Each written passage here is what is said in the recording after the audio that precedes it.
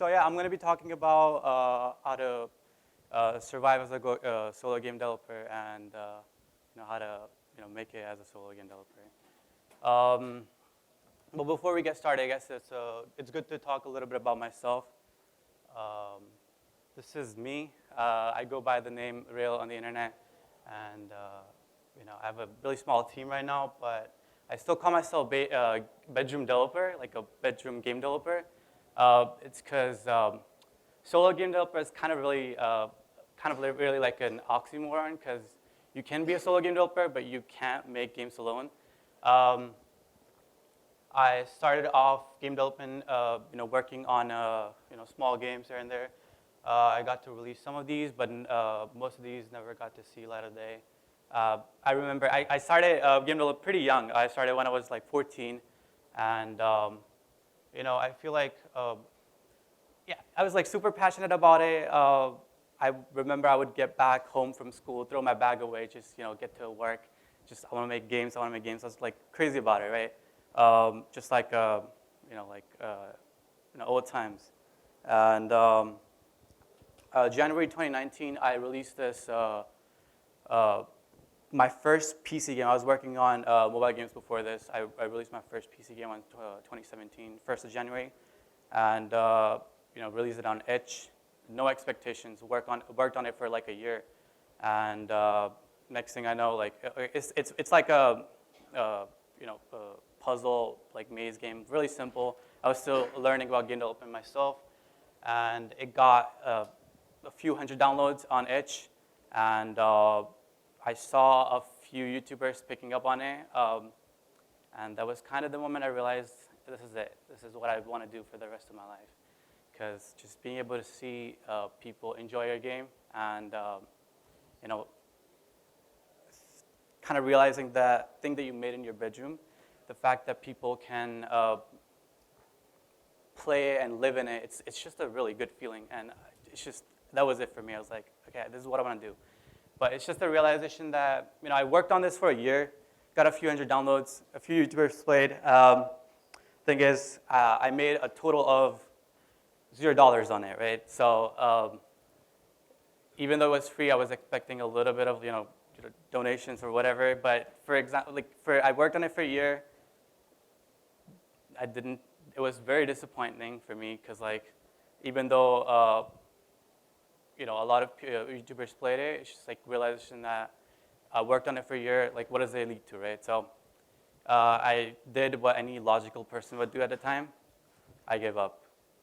But almost, but we'll get to that in a second, right? So I realized I need to focus on a skill, because that's what people suggested me. I need to really focus on a skill to get a job. So I focused on working on like game art. So I doubled down on. And then came 2020. I started working on these kind of like lo-fi cover arts for music people. That's how I kind of was starting to make money. I could afford to pay my college tuition back then with these. So I was in college, working on not games anymore, because I already gave up on it. But deep down, I knew that I wanted to make games. But this was doing good money-wise for me. Then I had this idea for one last game. I want to work on this game, and I promised myself that I'd work on this game, and if it doesn't work, I'll look for a job, and I'll look for a job, work on my skill, work on a specific skill, right? And then came Fierce to Fathom. Let's get a quick hand raise. Let's get a sense of how many of you know about Fierce to Fathom here. Okay, that's crazy. That's cool. That's cool. So we released, I was working solo on it. I worked solo on the first 3 episodes of it, and I released it on 2nd of July, and it took off. It exploded, all right? Totally wasn't expecting that, but I was seeing it kind of like YouTuber picking it up on it. It's like I should probably introduce it. My fault. Also, this is my first talk, so excuse me if I stutter. Excuse me if I don't make sense. And then I saw it being featured on the front page of Steam, and got a good traction on it. So even though it was free, I saw a really good traction on it. It just made me realize I can double down on it and monetize it. And the way we label this is it's like an episodic thing. Even though I had no plans of working any episodes further, I kind of labeled it like, we're gonna have more episodes, and we're just gonna go forward from there. But inside in me, I knew that I don't know if I'm gonna be able to work on this. It's just like last project I'm working on. After this, I'm gonna just go back to working on my skills, the specific skills. But like I said, so saw traction. I doubled down on it. I saw big YouTubers picking up on it. Jacksepticeye, Markiplier, Corey Kenshin. It was everywhere on YouTube. It was such a strange feeling. It's just such a strange feeling to, you're working on a few characters in your bedroom. The fact that like all these big YouTubers you grew up playing, all these big YouTubers you grew up watching, they're playing your game. It's such a crazy feeling, right? That led me to double down on it. I released another. I'm so bad at this.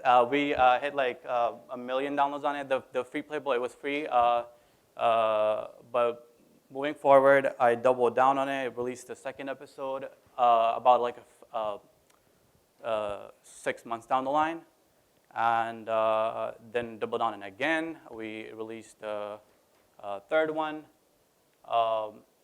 January 9.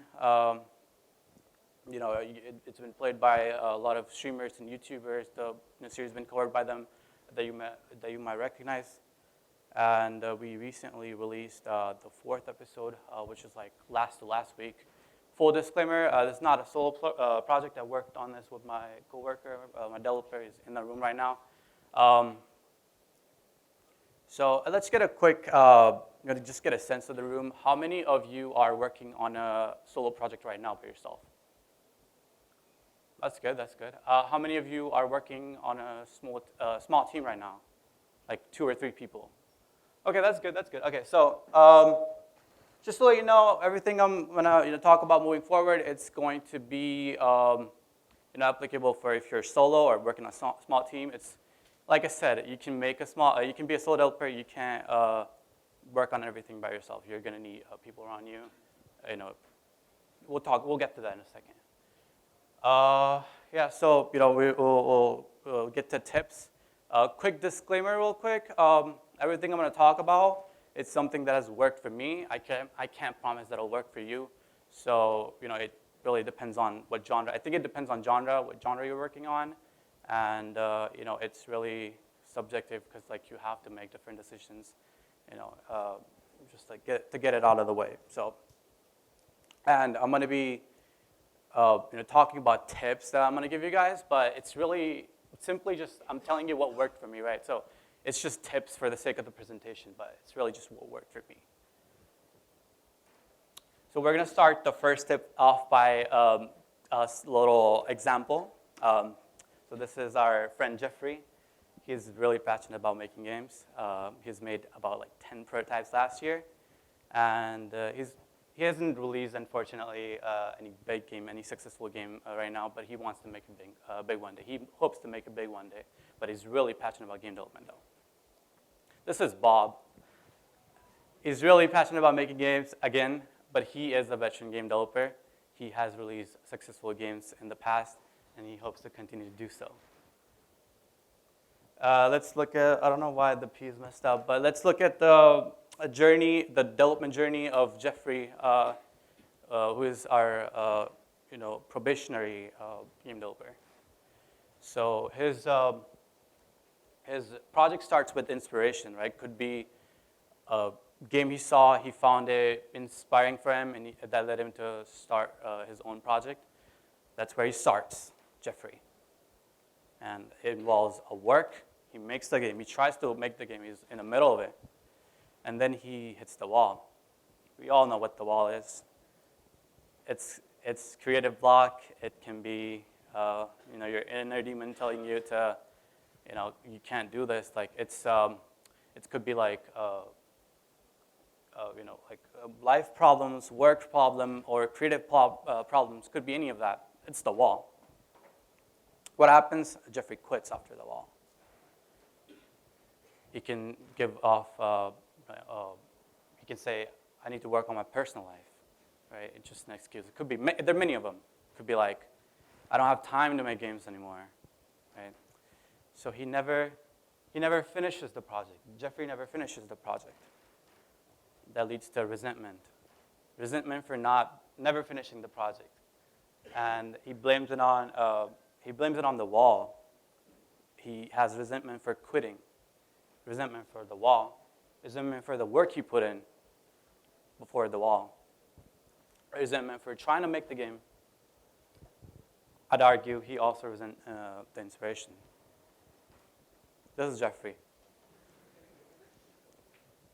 Let's have a look at Bob's project journey, right? So he starts with commitment, right? And he prepares for his journey. He prepares. It could be, it could be anything like preparing how his days are going to look like moving forward. How he's going to like a realistic expectations from himself, and then his resentment starts. Then he hits the wall. The difference here is Bob knows the wall is coming. He has been through this before. He has hit the wall before. He works through it. He works again. And he works until he has a breakthrough through inspiration. He finishes the project.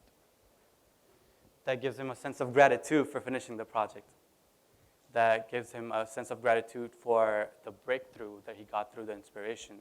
Gratitude for inspiration, for the work he put in, not for the resentment probably, for preparation that he did before starting the project, for the commitment that he started the project with.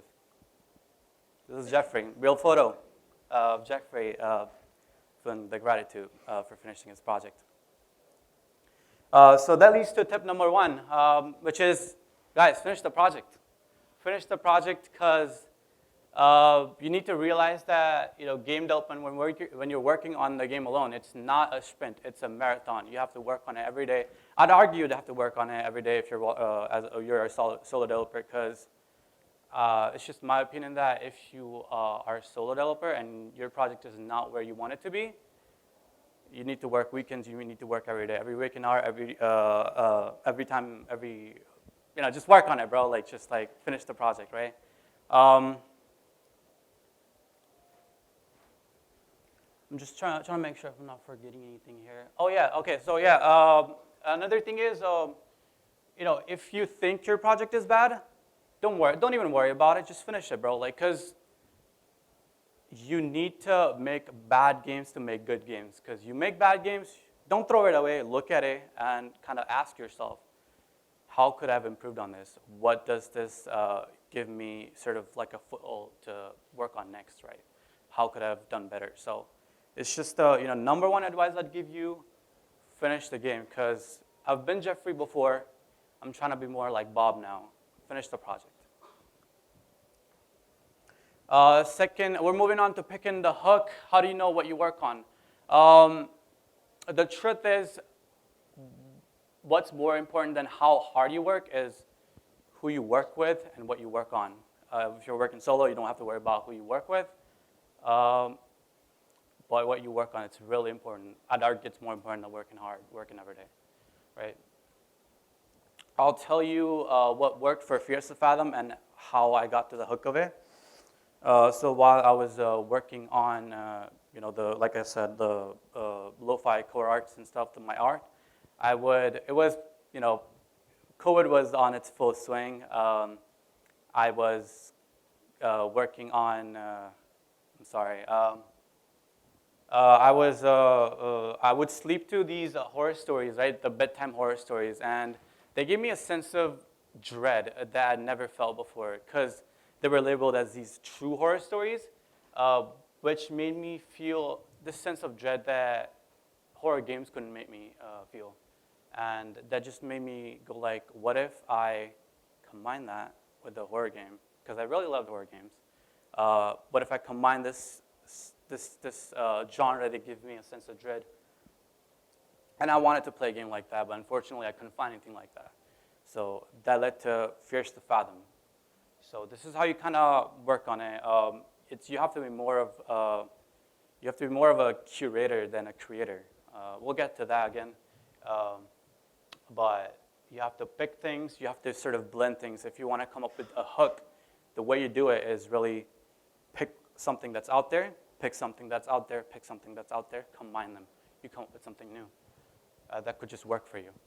And more importantly, make sure that the hook that you're picking, you want to play a game like that, right? So something that personally interests you, and it's different than what's already out there. That's, it's important because it's important that it's not too different as well, because you don't want to be too revolutionary. You want to iterate on the concept that's already out there, right?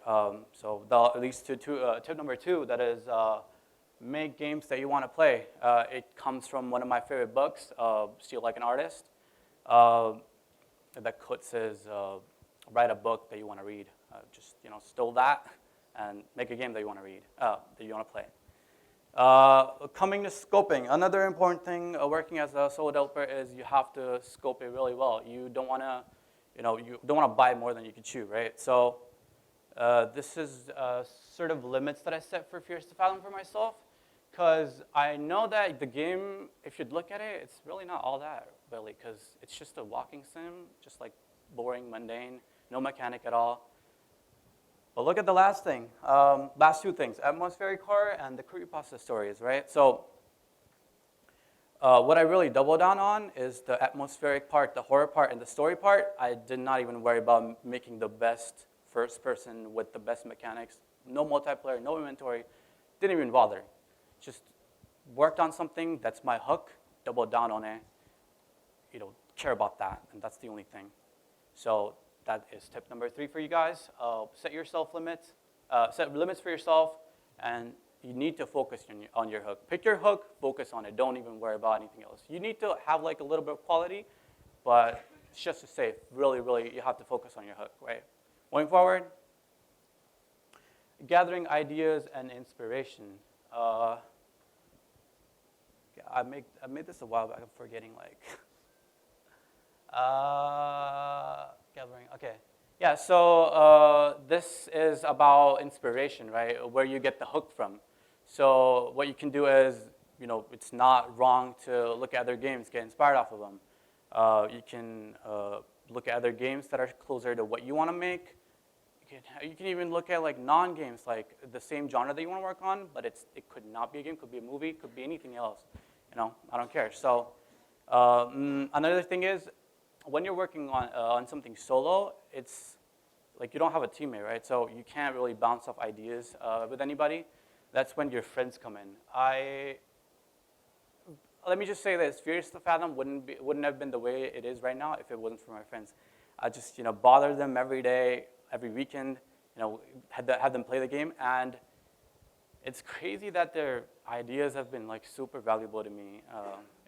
They have just like good ideas, but they're bad ideas as well. But that's what I said. Like you have to be curator. You have to understand what can work for your project, and you start of like try to pick things that you see around and put it. You just like curate them and put it in your project. And last one is something I have to work on myself. Just like do a lot of playtests, because when you just don't send them and go like, yo, play the game, let me know your thoughts. Don't do that. Hop on a Discord call with them, have them experience the game in front of you, and kind of see their reaction. Like, how do they feel about doing some things? You don't want to make the game boring and keep asking them things like, how do you think I could have done this better? You'd be surprised they have really good ideas, right? Because they're gamers. Going forward, like I said, you have to be more of a curator than a creator. It's something I got from this book, Steal Like an Artist. You must have seen this book. It's everywhere, and rightfully so. It's really good. But I want to point out something that a lot of people seem to just overlook somehow. So Virgil Abloh mentions that you can steal any idea as long as you kind of can change it 3%. I think it should be more like 20%. But again, like percentage is really arbitrary here.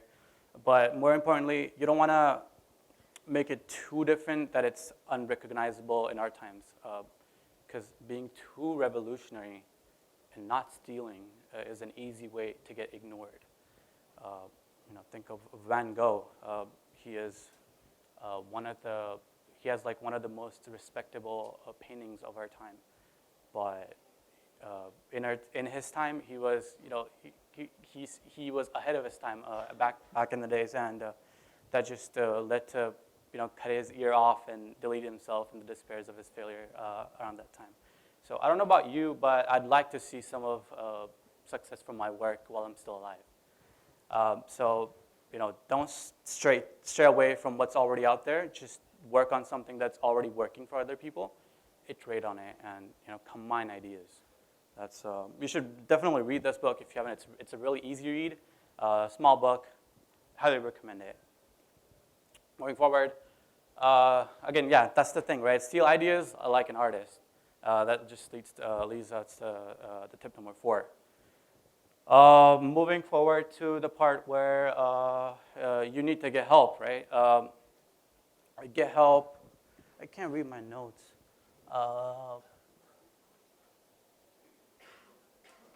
Yeah, not really much to say. Use assets.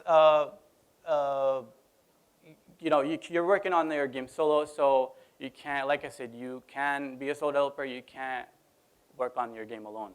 You need assets. It's okay to use assets. I use assets for Fierce to Fathom. I still do, work on things that you need to work on, things that need to be specific. But you can use, asset store, whatever you use, marketplace, wherever you can get the help from, because you're gonna really need it because you're working on it by yourself, right?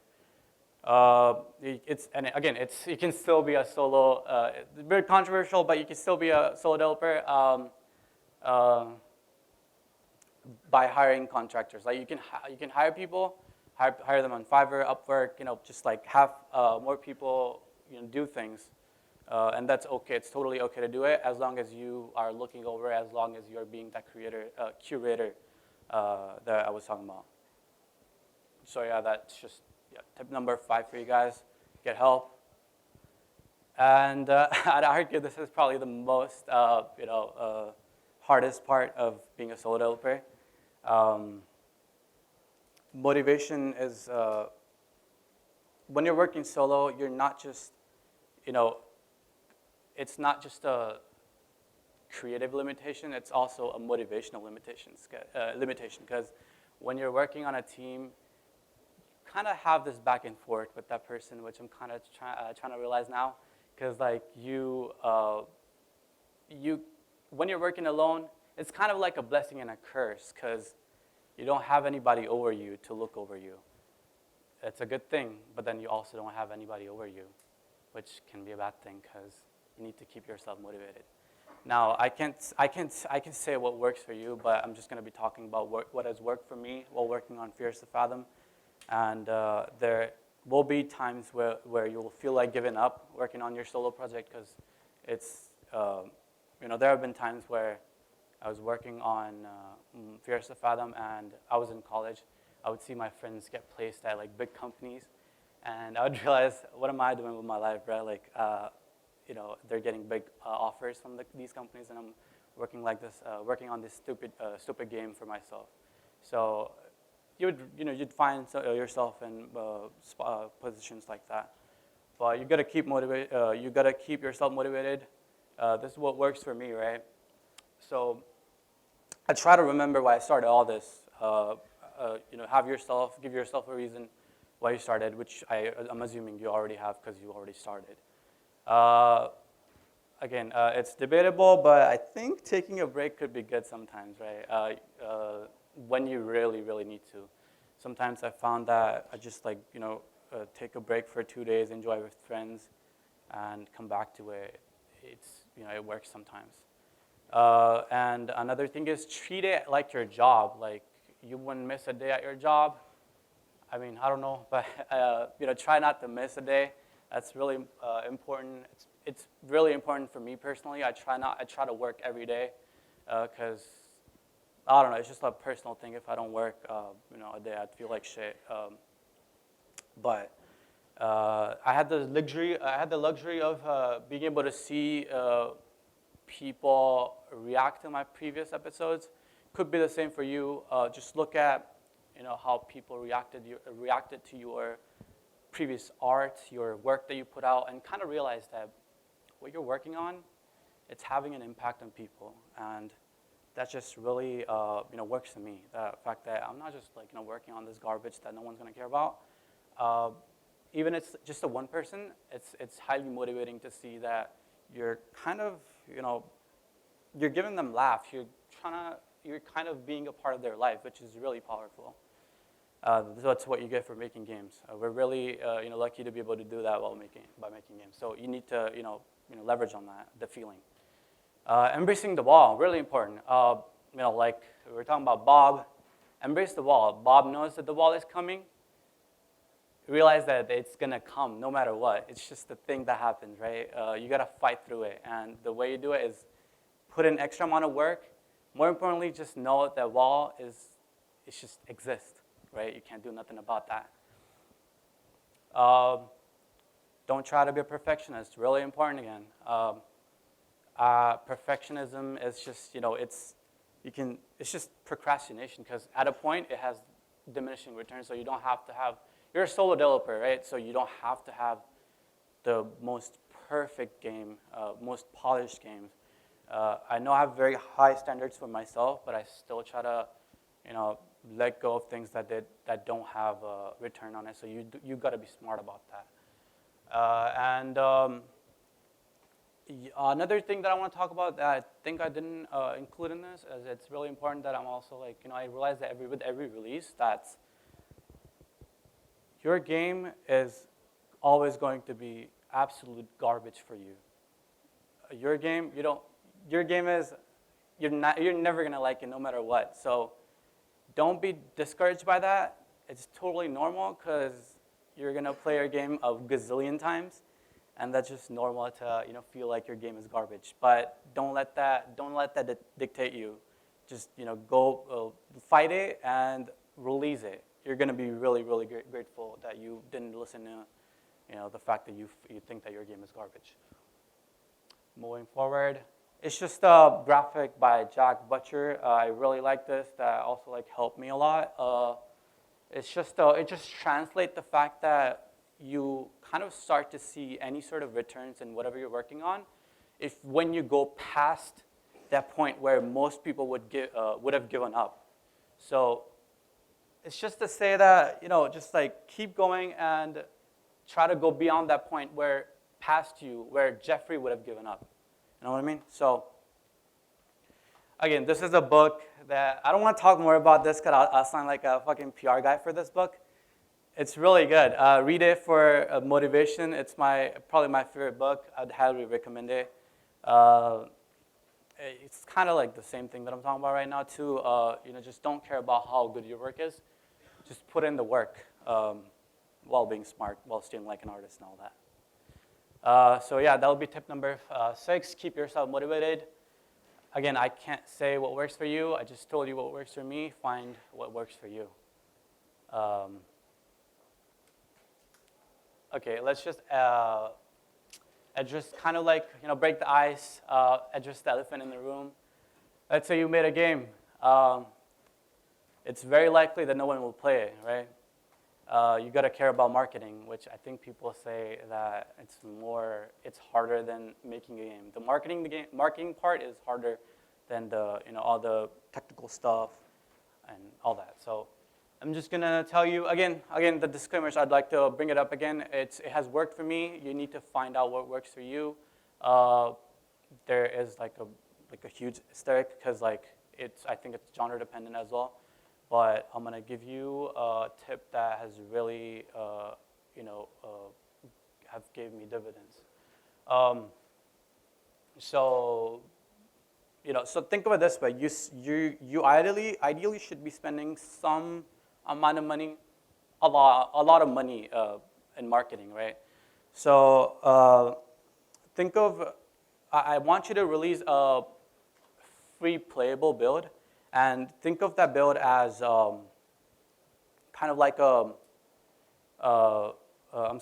playable release. Think of that release as the time that you spend on the release. Think of that time as the money that you're paying for marketing. So I want you to release a demo. Could be, just like make it free and have as many people play your game. Have that quality of a paid game, but do release it for free. And just in your mind, just have this.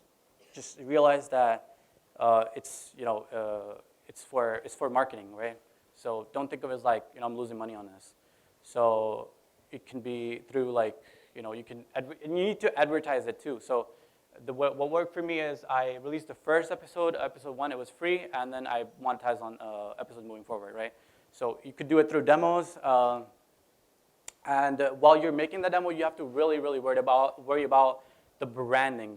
When you're giving out your free game to play to people, you wanna make sure that they stick, right? That's what you care about, right? Because you wanna advertise, you wanna let your brand out, and let them know that we have more things coming. It's just you get a taste of what I can offer.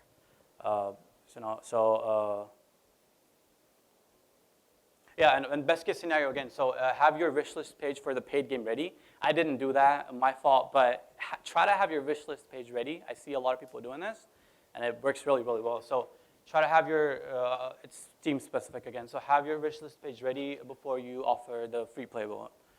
So this is what I do, right? So we released episode 4 last week. This is the news section on Steam for my free game. And it's like kind of like my GTA 5, right? So I milk out of it. Just advertise it because it has a lot of a lot of people, a lot of follows on it because it's free. So a lot of eyeballs on it. So just like it's a good free marketing. It's just a free unlimited marketing hack. And this is a really important thing that I want to talk about is there's this concept of wow per second. I think I found out about it through extra credits. I can be wrong though, but I think so. The concept of wow per second says you need to have wows in your game. You have to have a higher rate of wows in your game, meaning that just like make your game more exciting more frequently. And if you are working as a solo developer and you have no money to market your game, your best bet is content creators. You want content creators to play your game if you have no money, because that's going to be your best marketing thing that you can do. So think during the development, think of your development think of it from a perspective of a streamer playing your game, right? Always give them something to talk about. Like, for example, you're driving a car, just have something on the side that, it's just not plain mundane drive. Just like have dialogues, have anything at all, just that keeps them motivating, keeps them going, and keeps them kind of conversing with their viewers, right? So make it from a perspective of content creators, and give them something to talk about every 20 seconds. And more importantly, try to make your game clippable. This is a really big one because being able to make your game more clippable just makes your game more, it's more likely that your game will go viral. So really, it's really important that if your game is, you don't have marketing, try to think of ways that you can make your game go viral. So what we did here is with episode 4, we try to have the moments that people while playing could clip, right? And when that happens, they would upload it to TikTok, Reddit, YouTube, whatever. So as you can see, there's this TikTok that recently popped off on TikTok. It has like 60 million, 70 million views, which is crazy. On that one TikTok, it has like 7 million likes. And then I see like people sending me reels of clips from the game. So it's just to say, Try to make your game clippable. Again, it's very genre dependent. You need to figure that out.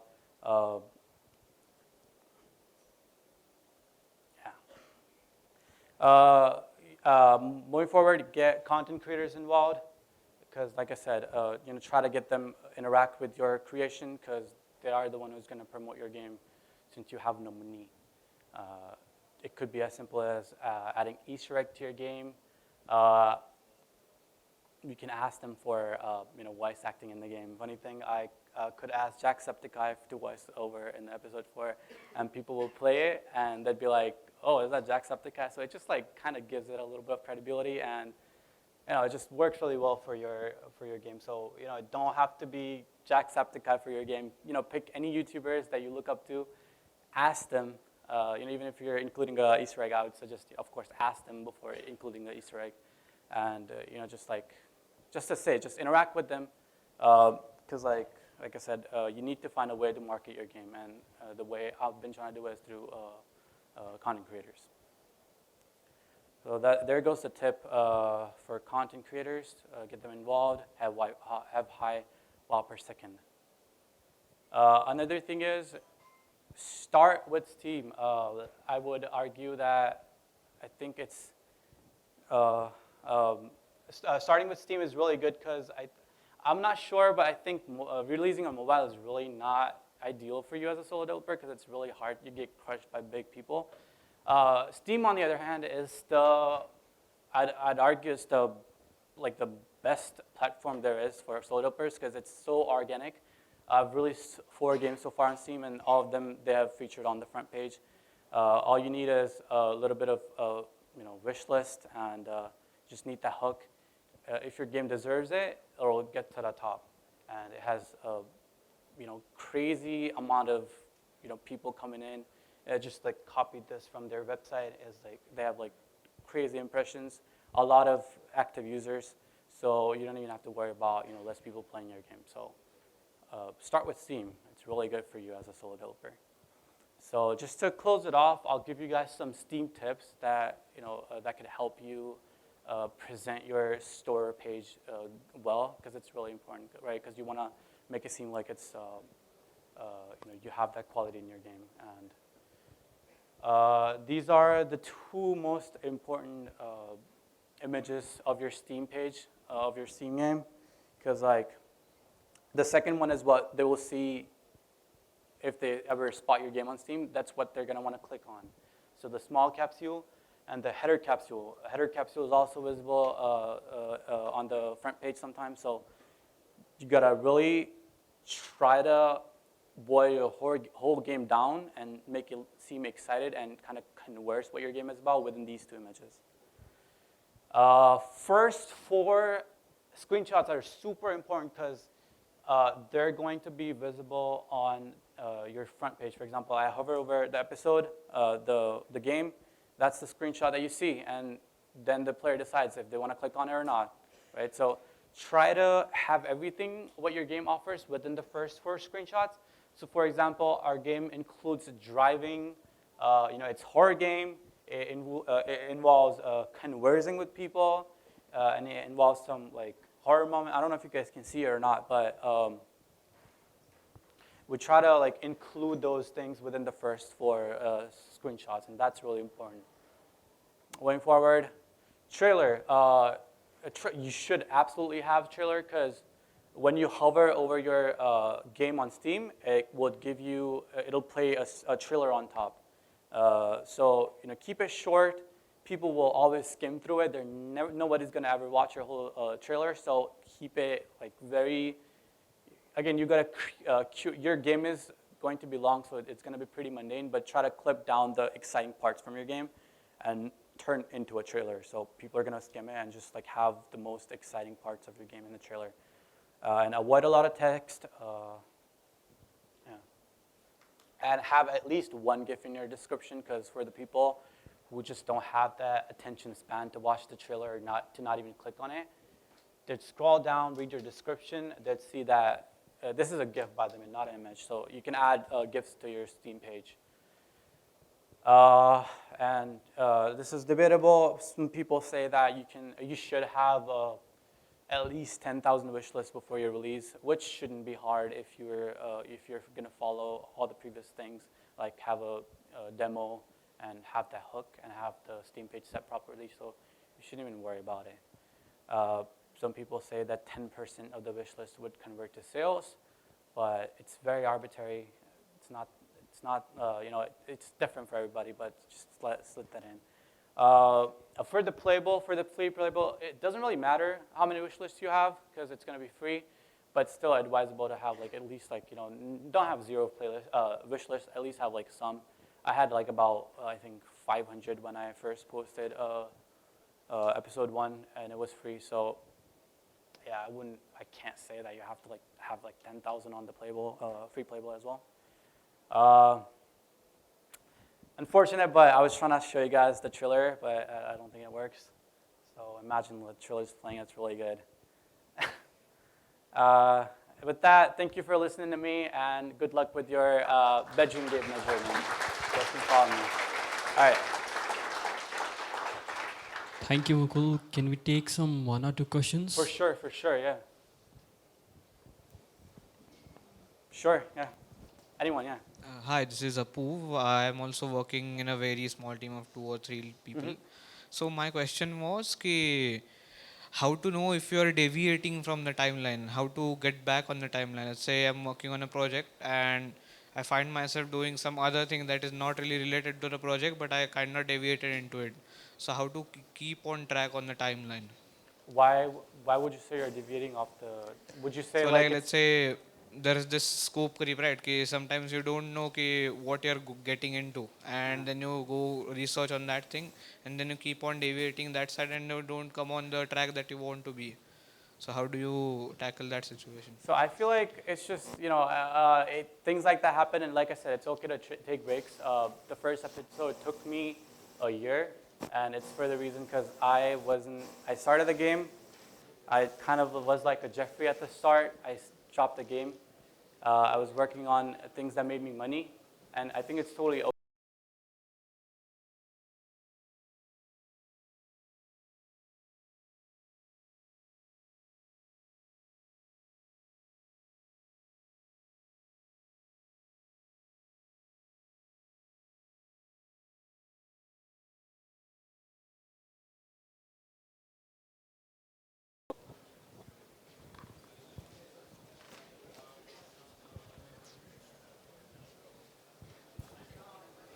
Just wanted to ask, you said we can look for games or non-games for just like you search for horror movies, horror games, etc. But I have one question is that how can I differentiate between inspiration versus copy? Because when I look for the inspiration, for example, when I look for sci-fi and fantasy, I feel that I should take it that, but I have a feeling that I'm copying it instead of making new from it. So how can I cope?